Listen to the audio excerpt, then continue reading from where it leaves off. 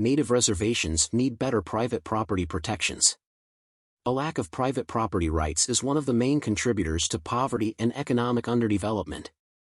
This is particularly true on many Native American reservations where land is owned by the community, making reservations quite possibly the most socialist parts of the United States. It would be significantly better to remove the government's influence in the domain of private property. The best reparations would be to privatize all land on reservations so that individuals can sell or cultivate the land as they see fit. When individuals do not have the right to own or control specific plots of land, it leads to stagnancy and corruption. John Locke told us the key to prosperity and a free country is life, liberty, and property. However, governments around the world work tirelessly to remove these rights. Do you really own your land if you must pay property taxes on it forever? The government owns between 28 to 33% of the land in the United States. Granted, much of that land is in Alaska, roughly 222.7 million acres, but the U.S. government owns over 640 million acres. Just in case any pro-reparations people want some land, I would say 40 acres and a mule up near the North Pole is a great spot. Go check it out. Section 8 Housing. It is interesting yet unfortunate how the poorest in the country tend to be the most closely tied to government ownership of land or housing. Government housing programs, such as Section 8, were meant to provide affordable housing for poverty-stricken people, including African Americans. However, Milton Friedman and Thomas Sowell have argued that these programs have had unintended negative consequences on the African American community, especially breaking up families. According to them, the availability of government housing and subsidized rent payments have led to a decrease in the supply of affordable private housing. Economists across the board tend to despise rent control. As soon as the government enacts those laws, entrepreneurs tend to stop building new housing. Cheap housing has also been largely regulated out of existence. The tiny house movement in this country has been hamstrung by needless housing and zoning regulations for decades.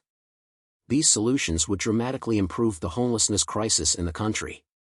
Furthermore, Section 8 housing and native reservations essentially took all the poor people and threw them into their own areas. This may seem like a weird comparison to some, but I see a theme here in government solutions to problems. This actually exacerbated the division between the haves and the have-nots, both racially as well as geographically. Government is the greatest cause of inequality in the world, not markets.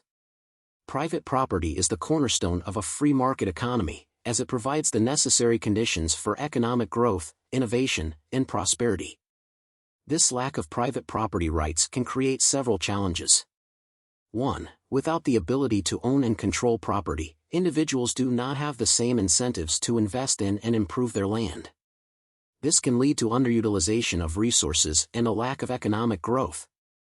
2. The lack of clear property rights can make it difficult for individuals on reservations to use their land as collateral for loans, which can limit their access to credit and make it harder to start businesses or invest in new initiatives.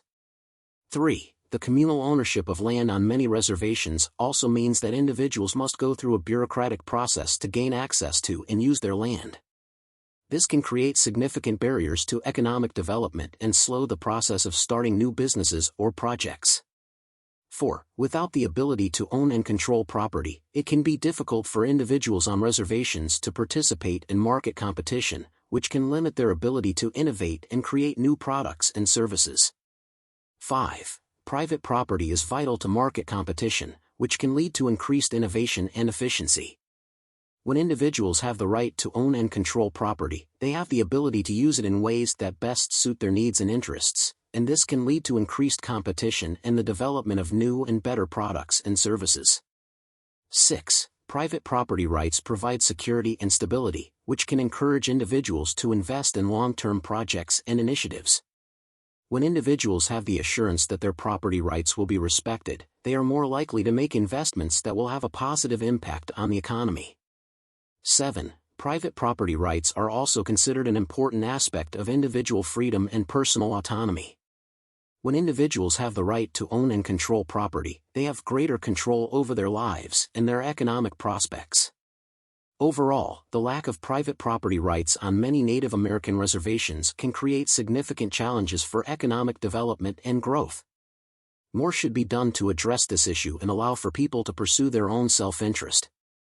Free trade zones. Bear with me on this one. If Native Americans chose to, I believe they could attempt to make their land a free trade zone. These are areas where goods can be imported, manufactured, and exported without very few restrictions. This area function outside of the laws of the government nation. This would require a dramatic shift in policy as well as perspective toward capitalism. However, lower tax rates, greater private property protections, and an emphasis on liberty would lead to economic growth and prosperity. Free trade zones offer businesses a competitive advantage through lower taxation, reduced BS regulations, and access to skilled labor. This could attract new businesses to reservations and create new jobs for Native Americans.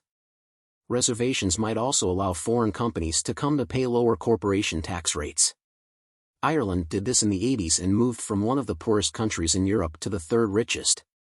However, in the European Union, countries compete to attract business by offering the lowest corporate taxes. If a company's head office is in Ireland, then they tend to pay that lower rate throughout the entire EU, even though parts of the EU might have much higher rates than Ireland. Ireland's 10 to 12% rate benefited them greatly. This brought many jobs to the country and allowed the government to collect significantly more taxes. Nowadays, Ireland's GDP per capita is over $100,000, exceeding even the United States. I know my idea of turning native reservations into free trade zones seems outlandish, but I am merely suggesting a way in which natives could get very rich in a very short period of time.